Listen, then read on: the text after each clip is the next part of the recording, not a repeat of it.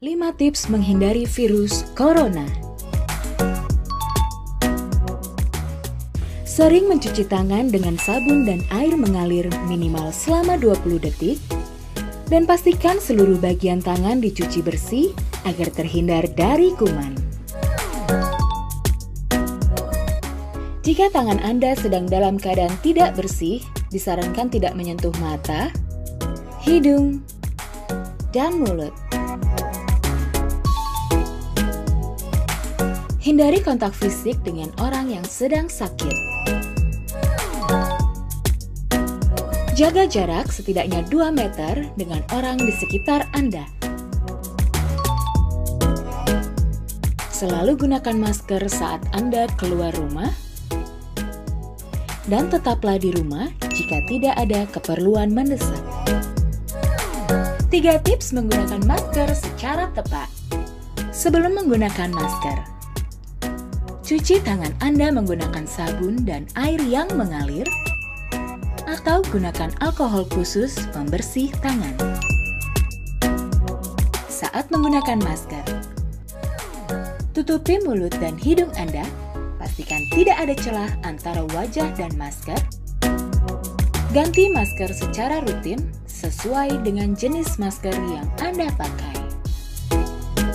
Saat melepas masker, lakukan dengan melepas dari tali pengait dan jangan sentuh bagian depan masker. Lalu, segera buang masker ke dalam tempat sampah yang tertutup. Cuci tangan dengan sabun dan air yang mengalir atau alkohol khusus pembersih tangan.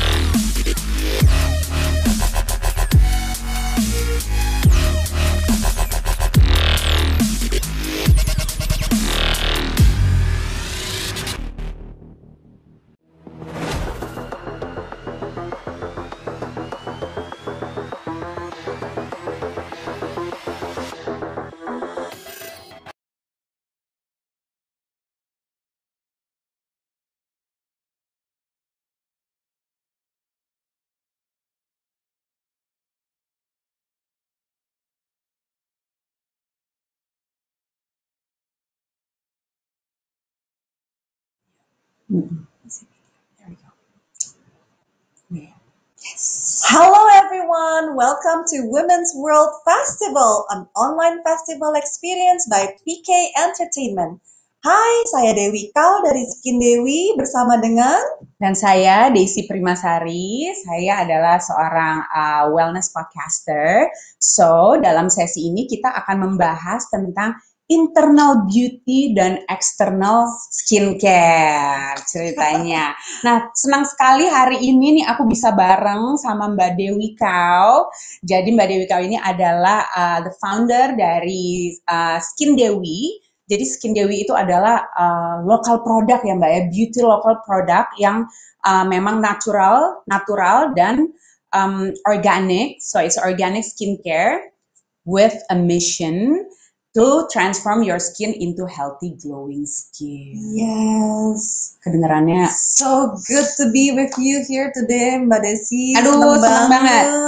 Senang banget, kita akan banyak ngobrol-ngobrol nih Mbak. Nah, aku tuh pengen sebenarnya bertanya sama Mbak Dewi ceritanya. Jadi kalau misalnya mendengar judul internal beauty dan external skincare, what is actually pops into your mind pertama kali Mbak? Yes. Jadi aku senang banget nih by the way sama title-nya internal beauty, external skincare. Karena begini, a lot of people, apalagi aku di bidang skincare ya. Jadi a lot of people tuh datang ke aku dengan misalkan masalah-masalah kulit lah. Dan kebanyakan orang yang punya masalah kulit itu hanya fokus di eksternalnya. Berarti kayak misalkan, oh kulitku kering, aku pakai apa ya? Atau aku jerawatan, aku pakai apa ya? Jadi hanya difokus di eksternalnya doang.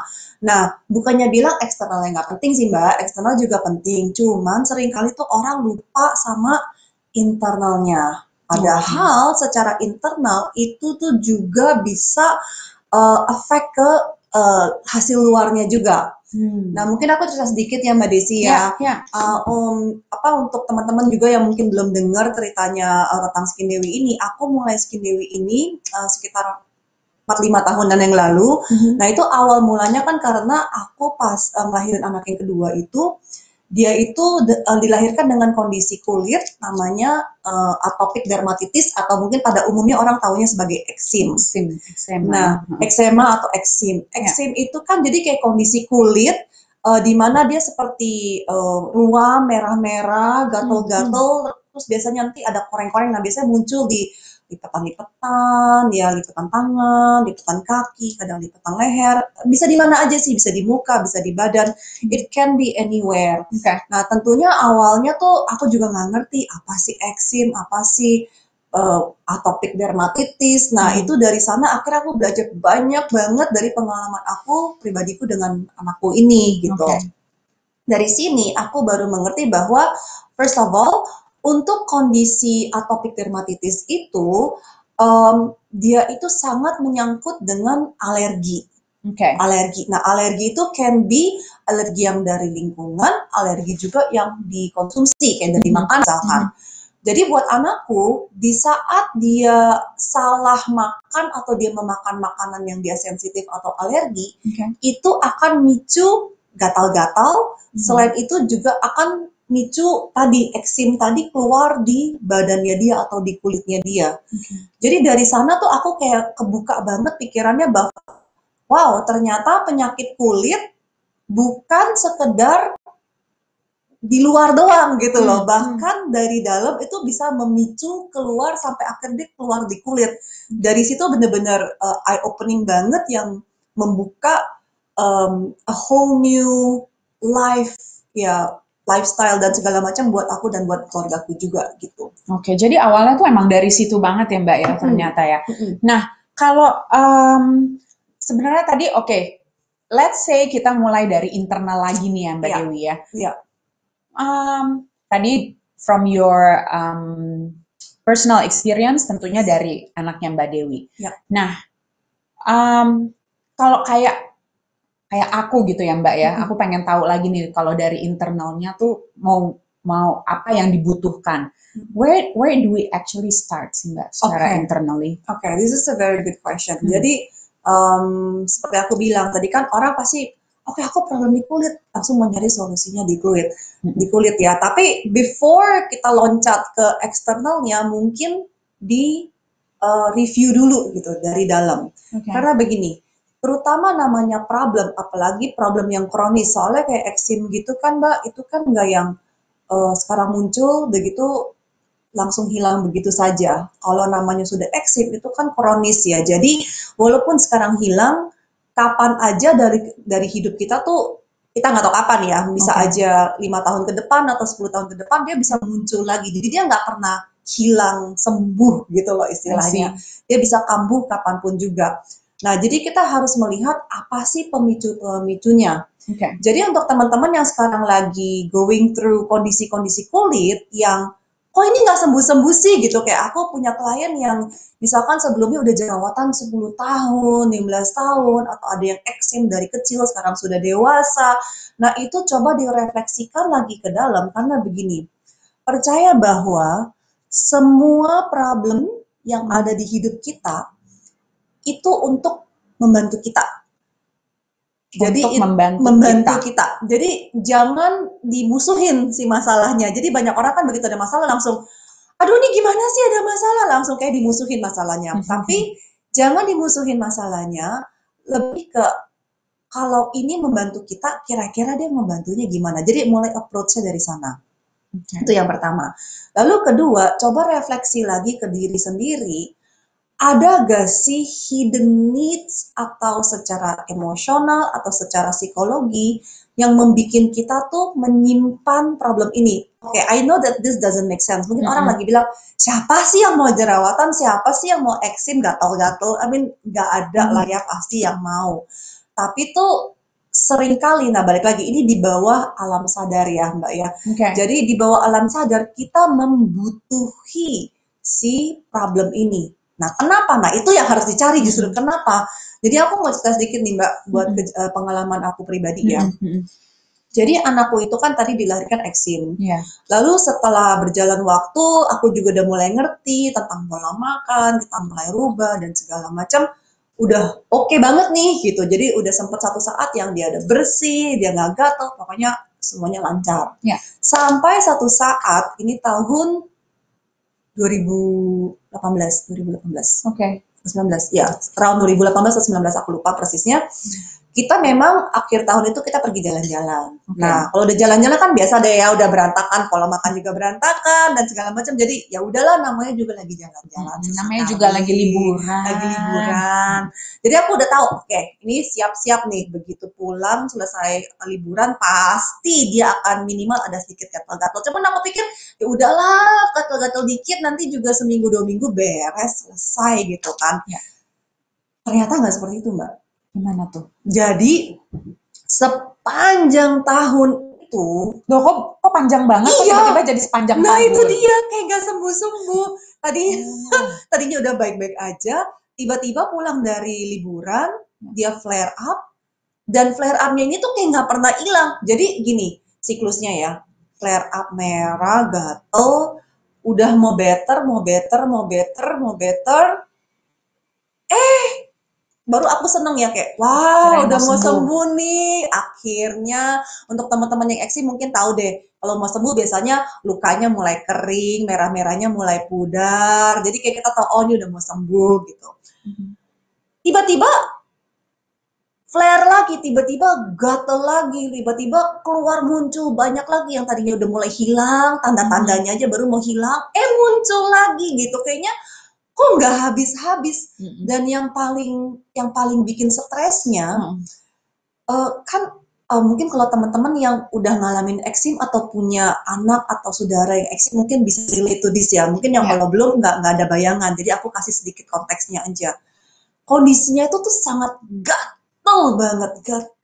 Jadi anak ini tuh cranky seharian. Bayangin lah ya, anak umur 3 tahun, 4 tahun, satu badan gatel, of course moodnya nggak enak, cranky. Jadi dia bawaannya tuh marah-marah terus, tantrum terus, gatel terus, dan lagi tidur aja tuh kedengeran Mbak, kayak dia tuh kayak kecok kayak kedengeran. Aduh, kita dengernya aja kayaknya perih gitu. Terus, tapi ini dia lagi tidur ya, kan saking gatelnya dia nggak tahan tuh. Garuk. Dan tahu-tahu akhirnya kalau misalkan udah terlalu kering, digaruk, berdarah, perih kan, pasti dia kebangun nangis ya gitu deh, pokoknya yang rewel banget. Jadi bayangin nih, aku ini sepanjang hampir 1 tahun penuh tiap hari tuh kurang tidur karena baru tidurin anaknya, baru anaknya ketiduran, baru kita mau coba tidur, Lalu kita baru aja kita pulas ketiduran, jam 1 jam 2 anaknya bangun lagi, gatel, nangis-nangis. Jadi mau nggak mau kita kebangun lagi. Kita kebangun lagi, kita ngurusin lagi anaknya, tenangin dia. Terus aku kayak, oh dia kan alergi debu. Jadi aku pikir, oh ini debuan kali. Tengah malam jam 2 takut. Astaga, repotnya, I can imagine. Ganti spray. Aduh pokoknya ngelap-ngelap. Pokoknya yang ada yang udah super parno gitu loh maksudnya loh. Jadi kayak bener-bener yang, karena kita juga udah kewalahan, ini anak mau diapain lagi gitu. Dan tapi aneh, setiap kali tuh jam 2 pagi gitu. Kenapa nggak jam 8 malam kek, jam 4 sore kek gitu. Kenapa nunggunya jam 2 pagi yang orang baru enak-enak tidur, baru mulai mimpi, harus kebangun. Akhirnya anaknya tenang, mau tidur lagi, by the time juga kita juga udah susah tidur ya. Maksudnya kan udah keburu seger gitu, mau tidur lagi pun juga nggak langsung tertidur. Akhirnya baru tertidur jam 6 jam 7 anak-anak sekolah udah harus bangun lagi ngurusin anak-anak sekolah dan segala macam. Jadi tuh sepanjang tahun tuh aku tuh tidurnya tuh nggak tenang, nggak cukup juga. Pokoknya oh my gosh, pokoknya stres banget ini, kayak udah nggak tahu mau diapain lagi. Tentunya dengan kondisi tambah parah, akhirnya sempat luka, sampai infeksi, sampai keluar nanah, udah pasti kan harus dibawa ke dokter, nggak mungkin didiamin aja kan. Udah dibawa ke dokter, udah dikasih obat, udah minum obat, dan you name it deh, semuanya yang bisa kita lakukan sudah kita lakukan.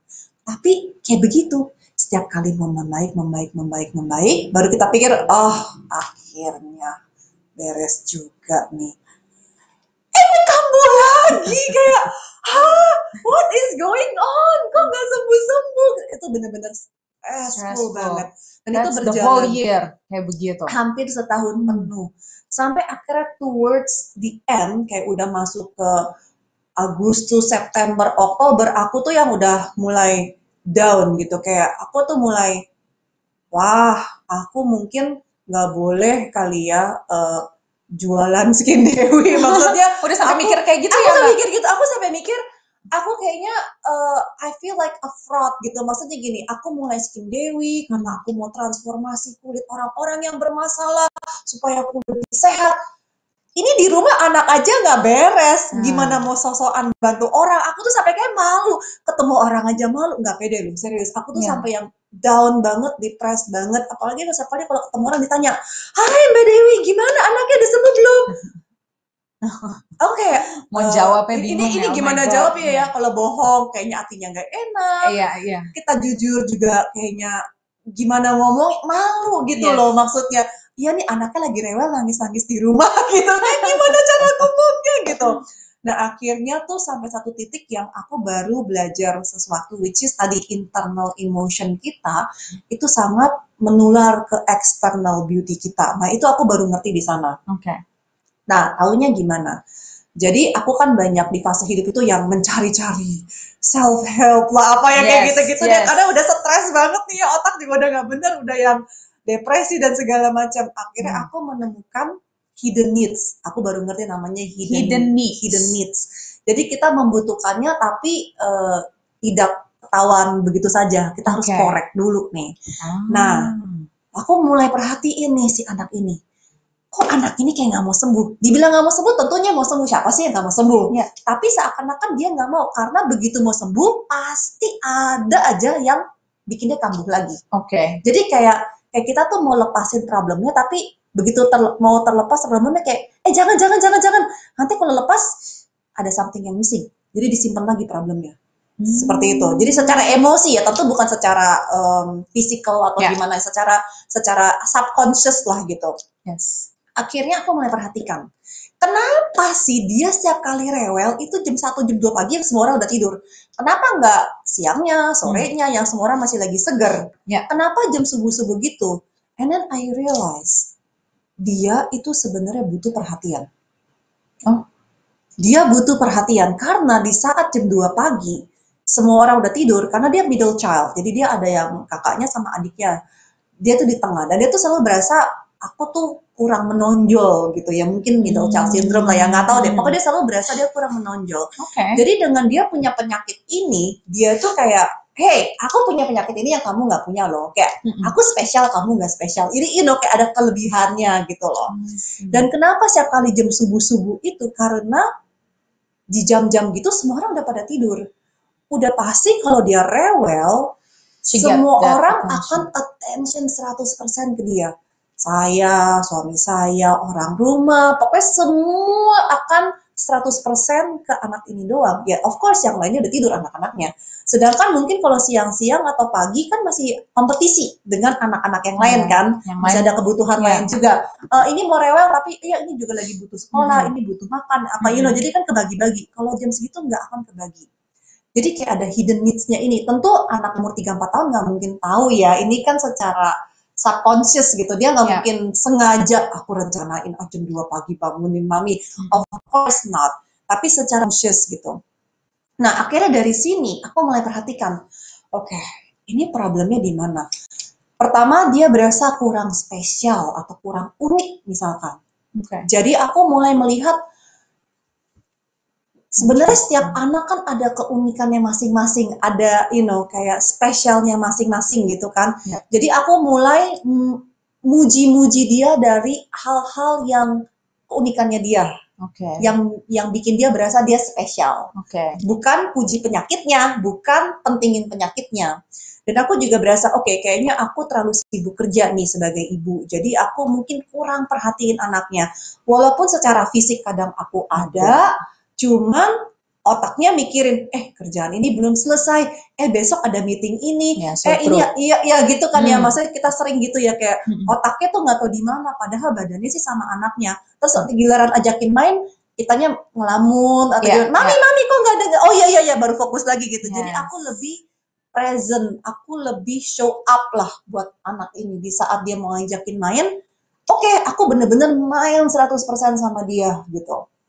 Lalu di saat ini nggak rewel, bukannya lagi rewel, lagi tidak rewel, justru aku lebih fokusin energi yang banyak ke dia dan puji dia dan kasih love, kasih kayak kasih semuanya ke dia. Seringkali sebagai orang tua kita itu mengasih cinta dengan kebutuhannya kita mau dicintai. Tapi sebenarnya itu bukan kebutuhan anaknya, padahal anaknya yang nerima kan. Tapi kita kayak misalkan kita bayangin, aku kalau mau disayang sama orang tuaku tuh aku mau diginiin. Jadi itu yang kita pikir anaknya juga mau. Jadi kita ngasih ke anaknya seperti itu. Padahal belum tentu ya Mbak? Padahal belum tentu. Nah makanya dari sana aku mengenal bahasa cinta anaknya tuh gimana sih, dia senangnya gimana sih. Dari sana jadi aku bisa memenuhi kebutuhannya dia. Nah dari sini juga aku mengangkat anchor. Anchornya dia kan tadinya di saat aku sakit, di saat aku rewel, aku dapat perhatian. Buat dia perhatian sama dengan cinta. It's not ya, tapi buat dia dalam otak anak ini gitu.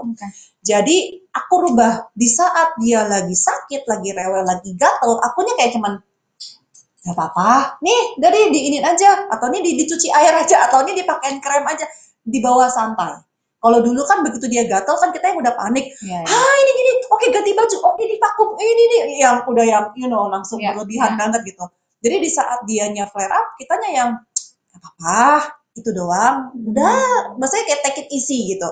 Tapi giliran dianya lagi baik-baik aja, dia lagi anteng-anteng aja, aku bener-bener melimpahkan attention and love, pujian. Anaknya seneng dipuji soalnya aku, jadi kayak words of affirmation ya. Kayak terus dilimpahin terus, lama-lama anchor-nya jadi berubah. Jadi dia nggak berasa bahwa aku butuh sakit untuk dapat perhatian, aku sehat dapat perhatian. Nah, dari sana tuh mulai shift jadinya. Jadi aku ngerti hidden needs-nya apa. Dia butuh perhatian, dia lebih butuh cinta kasih mungkin dari aku gitu. Jadi aku mengasihkan itu tanpa bikin nambah situasinya tambah buruk gitu. Maksudnya penyakit ini jadi dikecilin gitu kan. Nah, ini believe it or not ya, tempo hari pas saya ke dokter, itu tuh sampai kan, karena gatalnya luar biasa ya Mbak, bayangin udah gatal tuh sampai udah digarukin, sampai udah berdarah-berdarah, dan masih nggak nahan, masih harus gatal. Kita bilang jangan garuk, ya nggak bisa, emang gatal banget gitu. Kita gampang ngomongnya jangan digaruk, semakin kita ngomong jangan garuk, semakin garuk kali. Semakin pengen garuk, kayak kesian banget ya. Dan ini anak 3-4 tahun, can you imagine ya. Terus akhirnya tuh, aku sampai udah cobain gitu, minumin obat antihistamin biar nggak gatel, kata dokter dikasih. Aku sudah kasih minum, masih nggak mempan juga. Kata dokter ya udah naikin dosisnya 2 kali lipat. Jadi seharusnya obat ini cuma boleh diminum sehari sekali untuk 24 jam. Dia sudah minum 2 kali. Minum 2 kali aja masih gatel. Jadi Oh my God. kayak aku juga, masa dia harus triple, gak salah nih anak umur sekecil gini dikasih obat minumnya 3 kali yang harusnya cuma sehari sekali. Kayaknya ini udah gak bener deh, kayaknya ini udah gak bener nih, ini gak bisa nih kayak begini terus, ntar gedenya gimana, masa dia minumin obat terus gitu kan, kayak ini bukan anak sehat gitu, maksudnya something is not right. Dan aku yakin banget ini udah bukan secara fisik, bukan secara eksternal doang, karena aku sudah minumin obat, aku sudah pakein ini, dan segala macam, tapi it's something beyond that, yaitu yang internalnya tadi. Setelah aku mulai menjalani dan mengerti kebutuhannya sebenarnya anak ini apa, dan aku memberikan itu, believe it or not, aku stop semua obat-obat dan aku stop semuanya. Transformasi Mbak, bener-bener tuh yang minggu ke minggu gatalnya berkurang, malam bisa tidur sampai pagi, yang tadinya luka udah mulai kering, yang paling ajaibnya tuh nggak flare, tadi kan kayak udah mau sembuh kan flare lagi, udah mau sembuh kayak kambuh lagi. Ini tuh bener-bener lancar, dan akhirnya dalam waktu sebulan 2 bulan tuh beres urusannya. Wow, oke. Di sana aku kayak bener-bener kayak mind blown banget. Oh my God, jadi selama ini orang masalah kulit, yang orang pentinginnya kulit, misalnya ya produk, mereka nggak perhatiin dalamnya, ternyata dalamnya itu penting banget. I'm not saying that dia seumur hidup bakal mulus-mulus aja, karena pasti ada momen-momen namanya manusia ya, hidup ada problem, anak-anak juga ada masalah kan ya, dia stres, dia apa, of course ada up and down, muncul gak sesekali, masih suka muncul sesekali, tapi tuh nggak kayak dulu yang gatal seharian, digarukin sampai berdarah, sampai luka-luka, sampai infeksi, sampai keluar nanah, yang tiap malam gak bisa tidur, it's no longer like that. Jadi sekarang muncul pun juga ya ada sedikit merah-merah, nanti berapa hari ya dia sembuh kering sendiri gitu loh, maksudnya terkontrol gitu. Oke. Seperti itu. Wow, that's very interesting ya. Maksudnya aku kebayang banget stresnya kayak apa, karena anak aku juga lumayan eksema zaman dulu, tapi dia nggak terlalu yang sampai kayak gitu Mbak. So I can imagine Mbak Dewi strugglingnya itu hampir setahun seperti apa. Nah itu kalau dari your base experience, makanya Mbak Dewi semakin mendalami lagi apa sebenarnya hidden needs-nya gitu ya Mbak Dewi ya sebenarnya.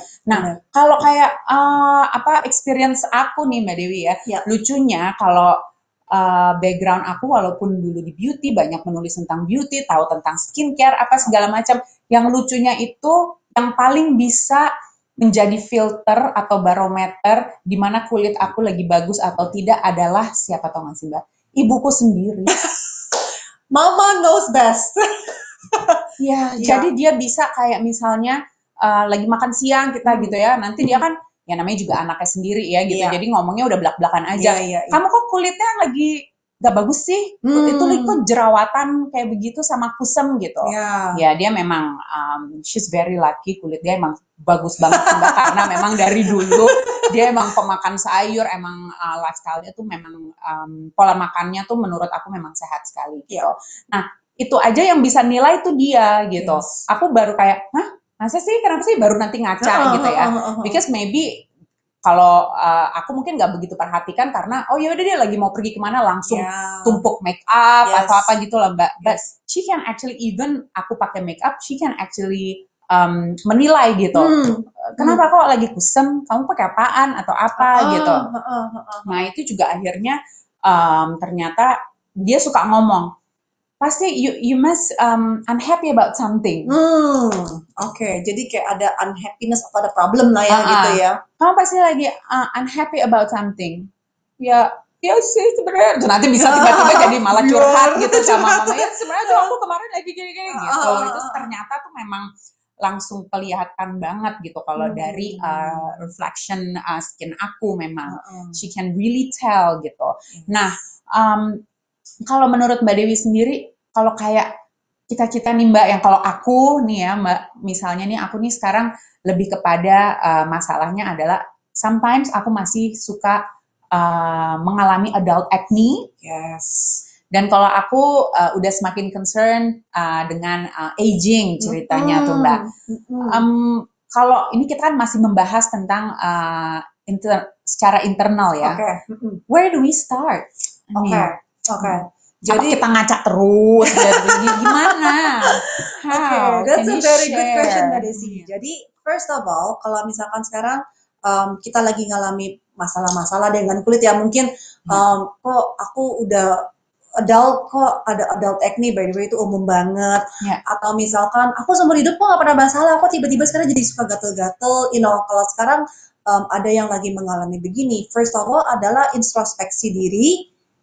Ada gak sesuatu yang harus diselesaikan? Kayak tadi mungkin lagi ada problem, lagi ada sakit hati, or I don't know, something gitu ya. Itu yang pertama. Nah, kedua, harus perhatikan juga apa sih badan kita lagi mau komunikasikan ke kita. Karena our body is trying to communicate, cuman kadang karena dia nggak bisa ngomong, kita juga bingung dia lagi mau ngasih taunya apa sih. Dia cuma bisa kasih tahu dari tanda, mungkin ya tadi ya dari kulit, atau dari perasaan, atau dari apa. Nah, the next thing adalah yang aku bilang adalah perhatikan pola makan dan pola minum. Karena banyak banget nih benang merahnya, itu biasanya nyambungnya tuh ke makanan. Jadi misalkan gini deh, kita lagi stres. Kita lagi stres, semua orang dealing with stress secara berbeda. Ada yang stres cari coklat. Ada yang stres cari potato chip, ya kan?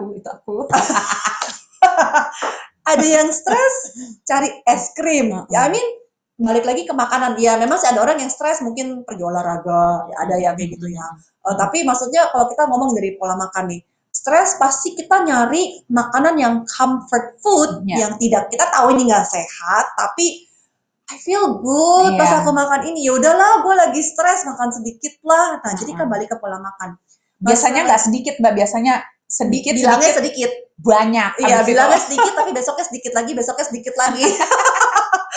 Nah, jadinya kan sedikit menumpuk ya. Setelah menumpuk, baru deh biasanya kita mulai ngalamin masalah-masalah. Contohnya, aduh kok jadi jerawatan, aduh kok jadi gatel-gatel, aduh kok jadi kusam, aduh kok jadi ini dan segala macam, banyak komedo atau apalah gitu ya. Jadi perhatikan dari pola makannya ini. Kalau kita sudah tahu pola makannya apa, nah tahunya gini, banyak yang bilang, tapi aku selalu juga begini kok makannya, kok aku nggak berasa gimana-gimana. Misalnya saya sama-sama aja, banyak yang ngomong gitu kan. Mulai perhatikan reaksi badan. Nih, Mbak Desi pernah gak ngalamin abis makan sesuatu, terus kayak, aduh kayaknya kalau tidur enak nih, kayaknya mata mulai kayak ada susah. Kayak gitu, pernah gak ngalamin kayak gitu? Kayaknya tiap kali abis makan siang tuh, kalau aku makan nasi deh Mbak. Jadi ada sesuatu makanan yang kita makannya berlebihan mungkin. Iya. Lalu kayak langsung feeling badannya tuh kayak, lemes, sluggish gitu ya. Kayak, it's a sign. It's a sign from the body bahwa, hey, makanan yang kamu barusan makan itu susah loh dicernanya loh. Mencerna itu butuh tenaga, makanya tenaga kita habis, makanya kita jadi ngantuk. It's actually a sign. Nah, sign lainnya tuh apalagi? Contohnya, abis kita makan kayak kembung perutnya, bloated nggak enak, bloated, terus bawaannya jadi suka kentut-kentut atau sendawa terus gitu, kayak banyak angin. That's another sign. Itu bukan masuk angin, guys. Itu adalah badan kita tidak bisa mencerna yang barusan kita makan itu apa. Oh wow. It's another sign. Jadi kita harus mulai aware dengan badan kita dan mulai lihat sign-signnya tuh apa sih. Nah, kalau kita sudah tahu, berarti kita juga udah tahu bagaimana cara mengurangi sign-signnya. Ya udah, jangan dikonsumsi berlebihan atau dikurangin atau bahkan jangan konsumsi at all. Cuman problemnya gini loh Mbak, orang nanya, jadi aku nggak boleh makannya apa? Aku makannya apa? That's the thing. Semua orang punya badan kan unik ya, kebutuhannya kita beda-beda. Jadi kita yang harus aware sendiri, kayak nggak bisa dikasih tahu, yaudah kamu jangan makan ini, karena mungkin kebutuhannya dia sama orang lain tuh berbeda. Kayak contohnya, mungkin buat orang satu ini, begitu dia kebanyakan minum, let's say susu atau dairy products, itu memicu inflamasi dan jerawat misalkan. Tapi orang B mungkin minum susu fine-fine aja, nggak ada masalah. Tapi mungkin buat orang B masalahnya itu, I don't know apa, kacang misalkan. Atau orang C mungkin masalahnya santan. Atau mungkin orang D masalahnya pisang, nggak tahu sih, aku sembarangan ngomong gitu ya. Bisa aja. Iya, intinya tuh setiap orang itu beda. So kita yang harus aware sendiri. I see. Nah, Mbak Dewi kan pasti banyak banget ketemu dengan istilahnya klien-klien yang banyak punya masalah kulit gitu ya. Jadi kalau tadi Mbak Dewi bilang ke aku kalau kita harus memperhatikan ulang pola makan kita itu, would you say kayak selama ini Mbak Dewi dengar ya masalah kulit banyak sekali ya Mbak ya, tapi benang merahnya itu yang paling besar problemnya itu adalah lebih di pola makan, apa gimana Mbak? Di pola makan, yes. Iya ya, di situ ya mungkin harus kita telaah ulang gitu ya Mbak ya. Nah kalau oke, misalnya memang semua orang dari dulu ibuku juga selalu ngajarin pentingnya makan makanan sayur, minum yang banyak gitu kan.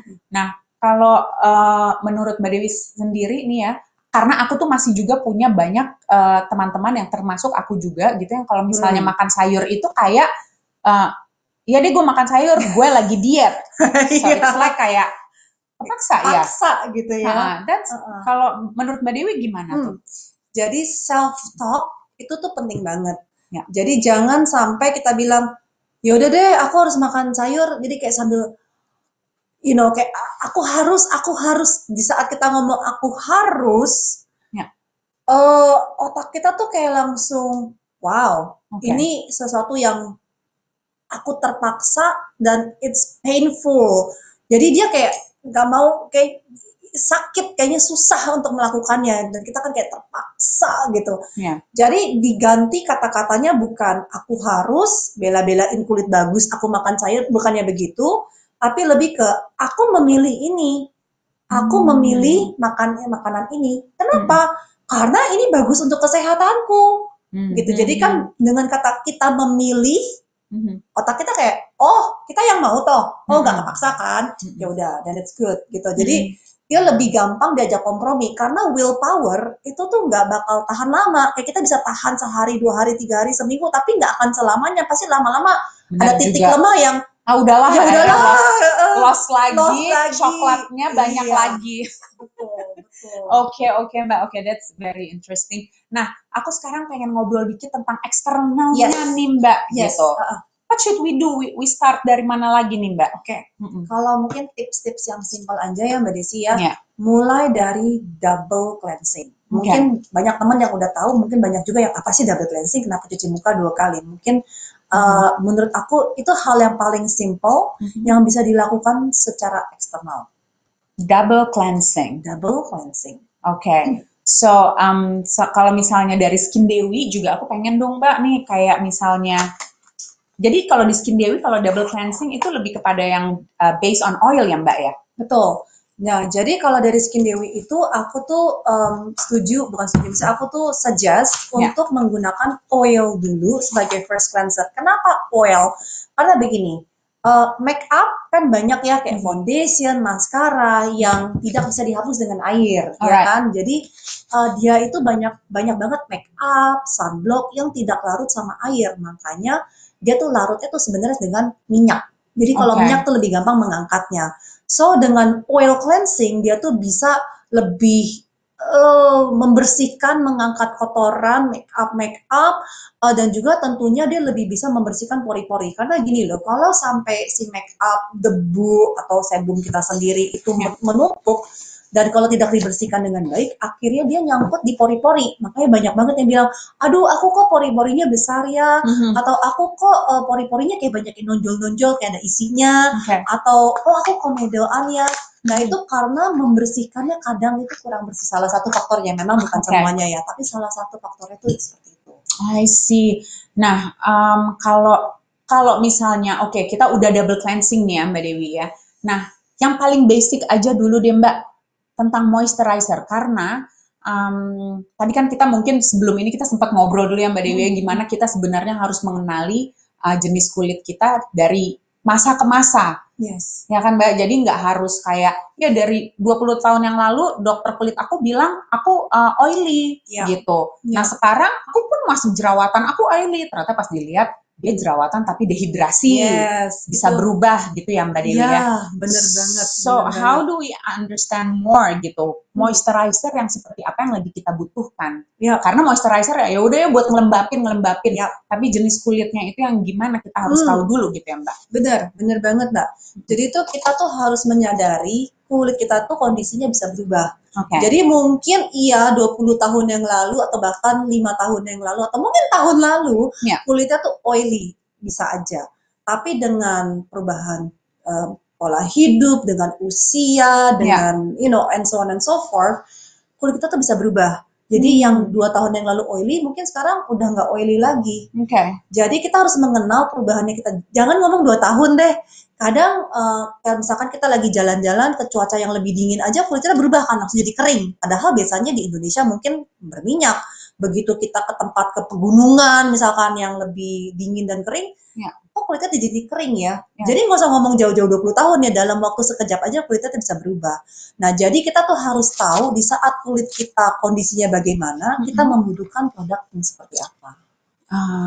I see. Makanya di Skin Dewi pun juga ada beberapa moisturizer yang berbeda-beda ya Mbak ya. Makanya Betul. ada kayak temulawak, ada yang ginkgo biloba. Ini semua beda-beda semua ya Mbak ya. Ada Betul. yang skin hydration, unclog pores, ada yang ini buat apa Mbak? Kalau Sibactam itu lebih apa? Sibactam itu dia elixir untuk menyegarkan kulit. Jadi Sibactam itu khusus untuk yang terutama udah mulai memperhatikan anti aging gitu ya. Aku dong. Nah, ini Mbak Dewi tadi sebenarnya ngeliat nih udah ada mungkin sedikit-sedikit fine lines ya Mbak ya.